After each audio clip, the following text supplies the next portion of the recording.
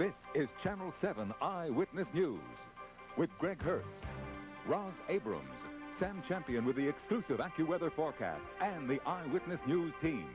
Now, Eyewitness News.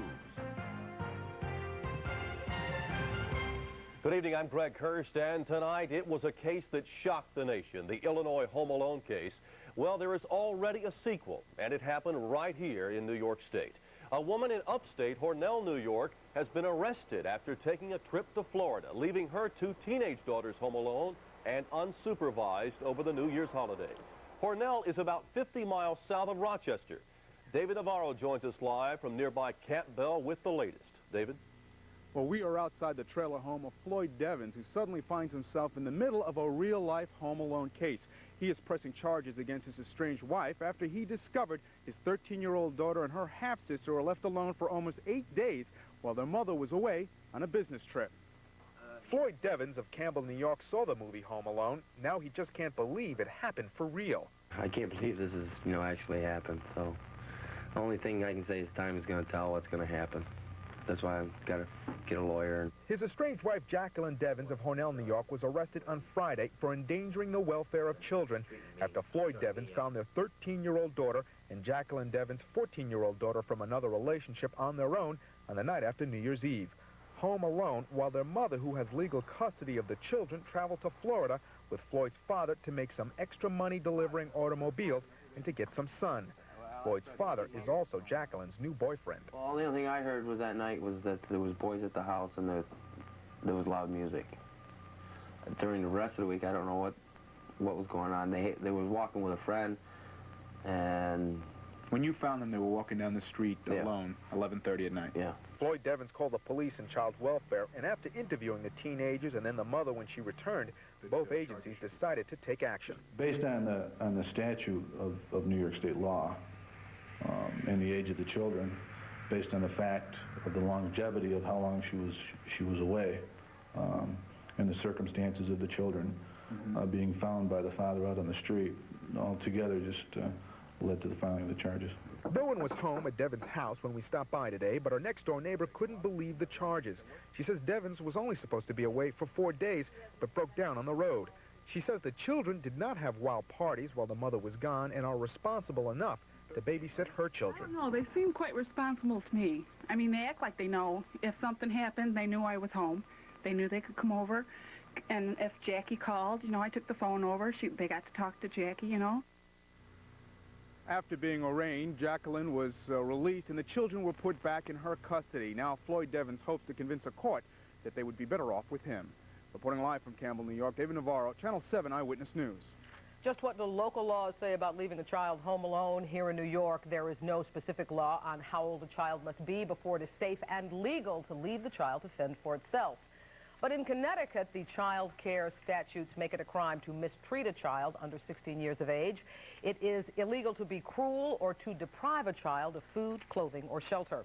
Coming up on Eyewitness News at 5:30, we will have a report on alternatives to leaving your children home alone if you can't be there, including a unique trend-setting program. That's a little bit later on Eyewitness News. A couple of pit bulldogs were left home alone, and they went on a terror spree. Several people were attacked, and when the dogs showed their teeth to Nassau police, the officers had to show some deadly force. N.J. Burkett has more on the pit bulldog attack from Long Island. To some, the dogs were harmless, but to many others, they were a growling, snarling menace. It was frightening. It was threatening. My heart was pounding. I never felt my heart pound so bad. I was scared I was having a heart attack. I really was. Eric Enlund says he was bitten yesterday after one of his neighbor's two pit bull terriers jumped the fence in the front yard, ran down the street, and attacked his 9-year-old son, Jason. Joanne Enlund is Jason's mother. Thank God it was the winter and he had 3 layers of coats, because it would be a little different ballgame right now. Although Jason wasn't seriously hurt, his father was bitten after he chased the dog home. He was snarling and growling, and I could see his teeth, and I was looking at him eye to eye, and he kept coming towards me. I would walk backwards, and then he lunged at me. Enlund says he called the police. Minutes later, the dog bolted the fence again and attacked Mary Duffy and Scruffy, her Australian Terrier. Both survived the attack, but only after police shot and killed the pit bull. I don't care if it's a shepherd or a poodle or a sheepdog or any kind of dogs. You keep teasing the dog, you're going to get it sooner or later. Today, their owner insisted his dogs had been provoked. So, too, did at least one eyewitness. But to others here, it almost doesn't matter. Well, I'm personally very terrified because my children play in the yard, and especially with the snow, my children will be outside and they'll want to play, and I'm very nervous. Whether the attacks were provoked or unprovoked, the fact that the dog jumped this fence at all has neighbors worried tonight. Worried that what happened here yesterday could very easily happen again. In Elmont, Long Island, NJ Burkett, Channel 7, Eyewitness News. Now, some towns in our areas have banned pit bulls, but in Elmont, where the attack occurred, pit bulls are perfectly legal. Tonight, a wild chase in Connecticut ends in a barrage of gunfire. It started in East Lyme, where a gunman shot at a salesman who was in a car and then took them on a drive. The suspect then left the victim on the side of Interstate 95 and then hijacked a school bus near the town of East Haddam. The gunman then led police on a 14-mile chase to the town of Portland. He fired shots from the van. The chase ended where a police barricade was set up near Route 66 and 14. The 49-year-old suspect was seen on the ground near the van. Two students and a bus driver were in the vehicle at the time of the carjacking. One of the children was being treated for a gunshot wound to the chest. The bus driver was also treated for head injuries. No word yet on what caused the unidentified suspect to go on a rampage. People in a Bushwick neighborhood have a serious problem tonight. It is a big stink coming from what is supposed to be a recycling station. Sanitation police have shut it down, saying its owners were illegally handling rotting garbage. They say they found as much waste here as is collected on an average day in Manhattan. Tim Minton joins us live in Bushwick with the story. And that's a lot of waste, Roz, and a lot of it is still there. For months, Manzione Enterprises insisted that the main enterprise here was warehousing used paper. But the children at nearby PS 145 knew better. They knew because they saw it, smelled it, walked through it on the way to school. We're talking tons of garbage that was thrown out into the street. According to school and sanitation officials, it was rotted food, old clothing. Anything and everything that New Yorkers throw out was being collected by the Manzione brothers. They were masquerading basically as a junk dealer, sort of a kind of recycling business, and they were using it as a garbage dump. PS 145's principal says garbage flying into the schoolyard got so unhealthy last spring that she ordered children to stay inside during recess. We try writing letters to them, have the children write letters to them.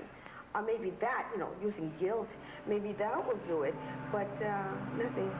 What was their reaction when the children wrote letters? None whatsoever.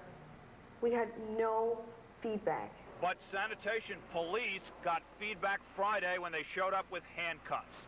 Rocco and Louis Manzione were charged with illegal operation of a waste transfer station, punishable by up to a year in jail.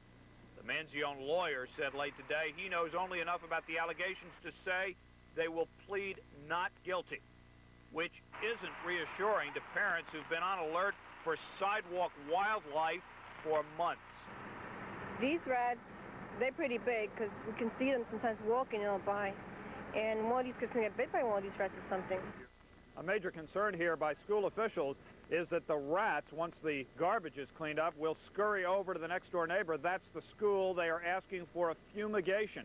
In the meantime, the cleanup is scheduled to be completed by Wednesday. The $50,000 cost will be passed along if the city has its way to the Manziones. We're live tonight in Bushwick. Tim Minton, Channel 7, Eyewitness News.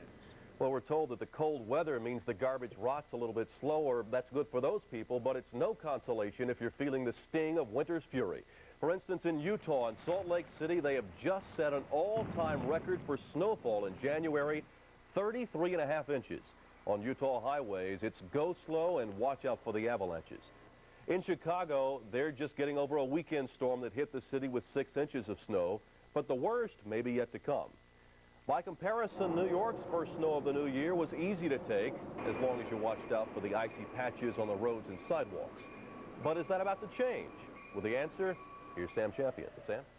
Well, Greg, we're in for another period tonight into tomorrow morning where travel around the area will be a little treacherous. We're expecting some more moisture, and we've got low temperatures, and you know that means a problem. We have a winter weather advisory out for the entire area except for northwest New Jersey, Orange, and Putnam counties. That means that as the moisture moves into the area, it's going to be a freezing mix for everyone except for the far northern locations where it will fall in the form of snow. Here are the temperatures we're expecting tonight, around 28 degrees in town. You can see the 20s and 30s all below freezing around the area, and as this moisture that's well loaded to the south starts creeping up, you're going to see a mixture of freezing, rain, ice, and some snow coming in tonight for your drive early in the morning hours. It's going to be a little tough to negotiate because the roads will be much more slippery than they were with this little dusting of snow that we received last night. We're calling for, again, in this area, the mixture of freezing rain, and some folks will have some ice on tree limbs and power lines, which will also be some problems. So this, again, begins somewhere around the midnight hour and continues through the drive time early in the morning. That's going to be a mess. We'll come back to talk about it in just a few minutes. Greg and Roz?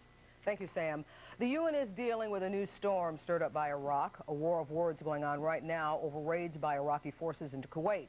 There was another one today, and the United States is talking tough. Our senior correspondent, John Johnson, is live at the UN with a live report. John. Roz, what do you do with a dictator who has already been defeated in war, had his country and its economy destroyed, and continues to violate the terms of the ceasefire accords? That's what the UN Security Council is trying to decide tonight as Saddam Hussein continues his brazen defiance of the United Nations. Today's United Nations Security Council session came after the United States called for the meeting to take up Iraq's second incursion in as many days into Kuwait. Reportedly, Iraqis in civilian clothes crossed the border into Kuwait, perhaps as many as 200, and began emptying and dismantling warehouses at the one-time Iraqi naval base. Now a demilitarized zone inside Kuwait and controlled by UN observers, the Iraqis, some reportedly armed, in clear contravention of the Gulf War ceasefire accords, crossed into the area, seized armaments and Chinese-made silkworm missiles the Iraqis left behind when they were thrown out of Kuwait. I think it has within its means some means of compelling compliance with the appropriate resolutions. Does that include military force, perhaps the airstrike? Well, it probably includes whatever is necessary to get it done. Now Saddam Hussein, in what is also being viewed as a dangerous violation of the ceasefire accords, is refusing to allow United Nations planes to fly over Iraq with UN arms inspectors monitoring Iraq's dismantling of its weapons of mass destruction. We cannot admit this kind of violation and this kind of threats to a member state of the United Nations, which is Kuwait. While the Security Council is expected to vote for Iraqi compliance with all the Gulf War ceasefire accords, some Middle East experts are saying nothing short of military force will bring Saddam Hussein into compliance. There are very few responses left short of military responses. So, what the problem is here tonight is that the United Nations has done just about everything it can do to Iraq and Saddam Hussein. And the word around here is maybe the only thing left is perhaps some airstrikes. We'll have more on this story as it develops at 6 o'clock on Eyewitness News. In the meantime, reporting live from the United Nations, I'm John Johnson, Channel 7, Eyewitness News. Well, it wasn't a line in the sand, but a subway line underground that drew attention today. A baby on the fast track. On the subways notorious for crime, a little baby came into the world. The story from the mother and the Good Samaritans who helped deliver this child. And as Princess Di ready to pay a huge price for a royal divorce, we will tell you what she might be willing to do just to say goodbye to Prince Charles. Also, at first his friends were singing the blues. The musician who was a little bit surprised to hear of his own demise, that story a little bit later on Eyewitness News.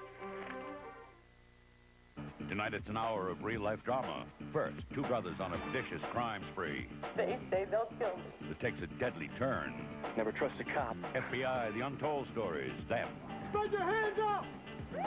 You would have to be a fool to want to resist us. Join the men and women of the DEA. I'm talking to you like you're 16 years old smoking a J in a high school locker room. We gotta get to work. American Detective.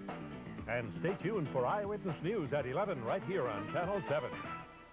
If you're looking for rates as low as this and quick approval on a home equity credit line account, listen to Bud Bash. When you need a second mortgage, there's only one phrase you need to hear. Mr. Anderson, your loan was approved. Call the Personal Mortgage Corporation at 1-800-DIAL-PMC. No weeks of waiting, no application fees. You'll get an answer in 24 hours. Don't worry if others have turned you down. Call 1-800-DIAL-PMC. Personal Mortgage Corporation. When it comes to second mortgages, we approve. I'll get the cereal, honey. Morning. You'll love this cereal. Where'd you come from? A different time when grains were kept whole for the natural hearty taste. Great grains, toasted wheat, oats, and barley, kept whole. Full of flavor. Pecans, dates, raisins. Enjoy it with the missus. Thanks. Great. Where'd you get this? Mind if I tell her? What was great back then is great grains now. A great cereal from Post. The first 100 days, it sets the tone for America's next 4 years that can make or break a presidency. We are ready to go to work. Eyewitness News anchor Bill Butel examines the phenomenon of the first 100 days. Who asked for great action? This nation is asking for action. Who was successful? Who wasn't? Will Bill Clinton have a choice, or will events dictate his mandate for change? Watch an Eyewitness News special report, The First 100 Days, Wednesday at 11, right here on Channel 7. Police have a lot of questions tonight about a reported rape in Central Park last week. For instance, did it really happen? The attack allegedly took place last Monday near 62nd Street. Police say it is very peculiar that there were no witnesses when it supposedly happened in broad daylight. Also, a medical checkup of the woman involved doesn't show any signs of assault. Gene Harris is out of the hospital and back at the Bedford Hills Correctional Facility. The convicted murderer underwent bypass surgery 2 weeks ago. Just before coming into the operating room, Governor Cuomo granted Harris clemency for the murder of Dr. Herman Tarnauer. Depending upon a recuperation, Harris could meet with the parole board later this month. A pregnant woman found out her baby wasn't about to wait until later this month. She wasn't waiting another day. January 11th was it. No problem under normal circumstances, but when you're riding the number 3 train, you've got a subway surprise. Jim Dolan called up with the birthday girl. He's live from Lower Manhattan. Hi, Jim. Hey, Greg, the doctor said, the baby will come sometime around the 25th of January, and the doctor said, don't worry, it'll take hours at least after the first labor pains. The doctor was mistaken. She doesn't have a name yet. Heck, her parents thought they had plenty of time to come up with a name. She wasn't due for 2 more weeks. But this beautiful bundle of hopes and dreams had other plans and a much greater sense of urgency. I'm supposed to have the baby on the 25th. You thought you still had some time? Yeah, I still have more time. And I guess that just happened. The water broke. Ms. Boateng was riding the number 3 train downtown this morning when the contraction started. 20 minutes later, still on the number 3 train, now at Wall Street, she was a mom. EMS helped deliver. I told her have no fear, that we were there and trained and able to assist her. Easy for him to say. It was very scary because I was alone, you know, and there was nobody with me. A stranger. Yeah. Vida doesn't usually ride the subway at all. Normally, she and her husband drive. Last week, they towed my car. They towed your car? Yeah, from my job by the sheriff. So we are. So the DOT is responsible for this. Well, you know, guess so. I've seen a lot of bad things happen on the subway, a lot of death, and it's nice to bring a life into the world. It's makes the job a little more bearable. So did other commuters look on in awestruck, rapt attention as a new life miraculously came to the number 3 train? Not exactly. Some of the commuters in a hurry to get to work complained that the train was stopped and slowing them down. Well, mother and 7-pound daughter are both in good condition here at New York Downtown Hospital. Reporting live, Jim Dolan, Channel 7 Eyewitness News. Wonder if she had to buy an extra token for the baby when she got off. You never know. You never know here. You know, Ross Perot is back on track, asking for your help. The man who would be president outlines a new plan that he hopes will involve every single American. We'll tell you all about it coming up. And the hottest ticket in Washington these days is very hard to find. Getting ready for the big party. We'll take you there for the latest. His prices were insane, but what about his business practices? On Eyewitness News at 6, why the man who said he gave his customers the best price breaks will be looking for a break in court. Crazy Eddie faces fraud charges on Eyewitness News at 6, right here on Channel 7. Thanks to our home equity loan from Statewide Capital, we were able to add a playroom for Susan. 1-800-DIAL-CASH. Thanks to our home equity loan from Statewide Capital, we lowered our monthly expenses by consolidating our bills. 1-800-DIAL-CASH. 1-800-DIAL-CASH. For years, homeowners have been calling us for fast, simple home equity loans. I'm John Green for Statewide Capital. We make borrowing money easy. even if you've been turned down by the bank or have past credit problems. So remember, Statewide Capital lends money fast. Call 1-800-DIAL-CASH.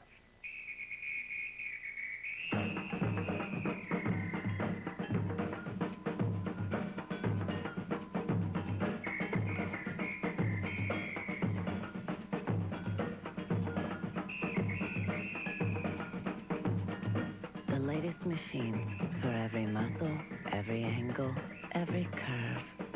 Make your resolution a reality. Only $24 a month at Bally's. Call 1-800-WORKOUT. Extra, extra, read all about it. Mario Perillo and Alitalia announced 2 brand new tours. The spectacular 3 capitals, London, Paris, and Rome, and the fantastic Spain and Italy tour. See Italy, England, France, and Spain, the all-inclusive Perillo way. So good to get space, you've got to really, really, really hurry. For this free Perillo brochure, see your travel agent or call 1-800-255-5000 now. Looking for the radio station with the best mix of music? Then make the switch to Mix 105. And Bonnie Raitt. Phil Collins. Michael Bolton. WMXV plays Amy Gray.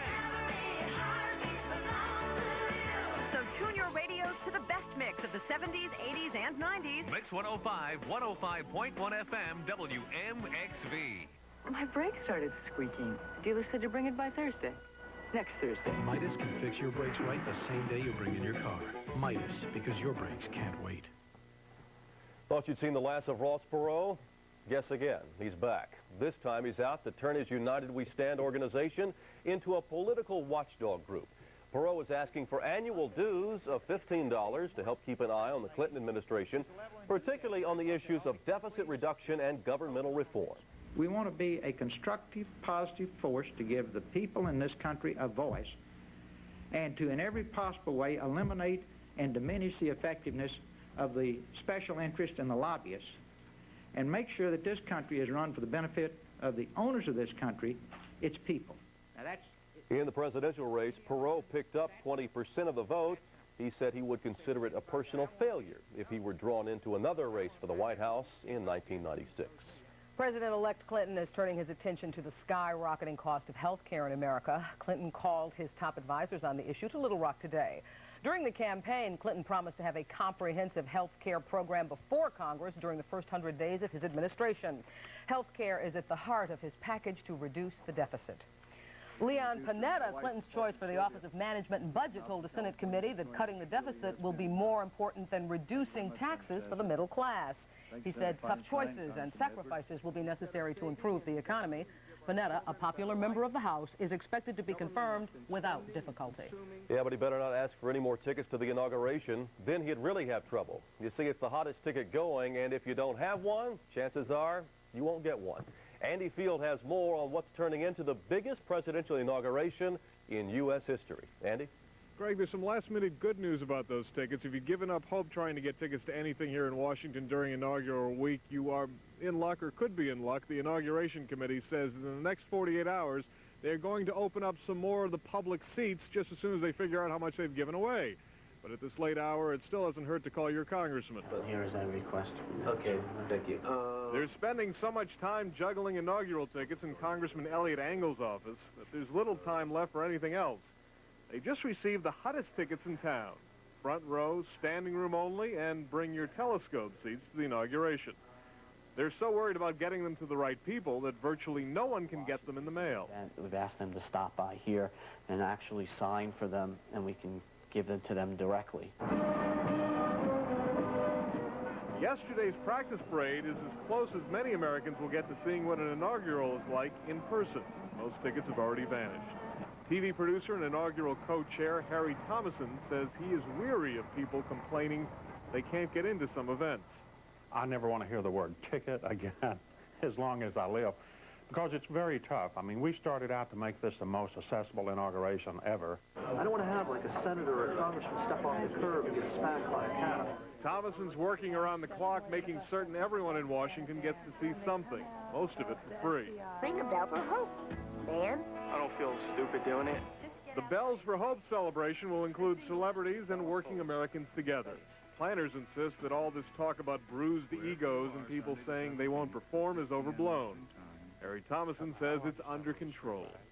And we're trying to take as care of as many people as we can. That doesn't include only actors. That includes farmers in Ohio that worked on the campaign too, and we've tried to be very even-handed. If you insist on coming down at this late date to just be here for all the celebrations and the free events, the Hotel Association says there are still about 1,000 rooms left, but you'll still have to pay top dollar, about $150 to $200 a night, and guarantee you'll stay at least 4 nights. We're live at the White House. Andy Field, Channel 7 Eyewitness News. A hot time in Washington, but some pretty cold weather here. Sam Champion is up next with the exclusive AccuWeather forecast. And you might not believe what some say Princess Diana is willing to do just to get a divorce. We'll have the latest from the Royal Watchers. And how one little pill could make a huge difference in the lives of alcoholics. How it may help them stop drinking. Dr. Jay Athersberg explains. Plus, reports of his death were greatly exaggerated. The musician who had to explain to his friends that he was very much alive, in spite of what they may have read in the obituaries. That's a little bit later on Eyewitness News. It's the best part of the day. You put all your cares away. Get ready for a smile on your face. It's just the right time and just the right place. The music you love, the movies you share, the things that make you care. Keeping value high will serve you so. Our relationship will grow and grow.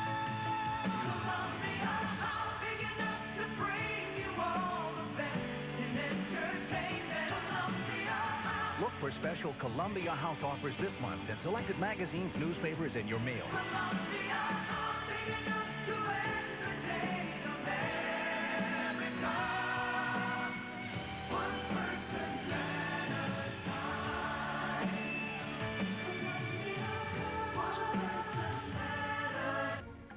Francesca Rinaldi's Neapolitan is thicker than Ragu Old World Style spaghetti sauce. Thicker? I didn't know that. And chunkier than Prego spaghetti sauce. Chunkier? I didn't know that. Francesca Rinaldi Neapolitan. Thicker, chunkier. I didn't know that. Francesca Rinaldi's Neapolitan is thicker than Ragu Old World Style spaghetti sauce. Thicker? I didn't know that. And chunkier than Prego spaghetti sauce. Chunkier? I didn't know that. Francesca Rinaldi Neapolitan. Thicker, chunkier. I didn't know that. This 13-year-old ran away and tried to kill herself. Runaways face their parents on the next Oprah. Tomorrow at 4, right here on Channel 7.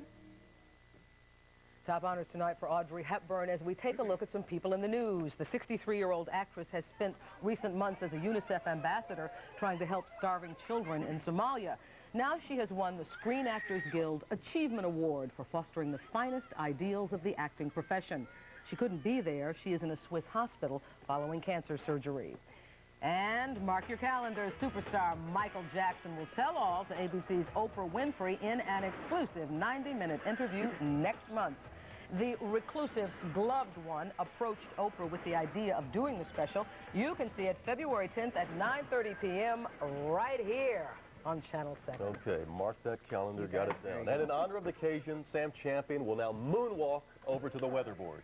No, but okay, it's yours. If you're walking outside, you will slide over wherever you're going. So we could probably handle that. We're most concerned tonight that with this mess that's on the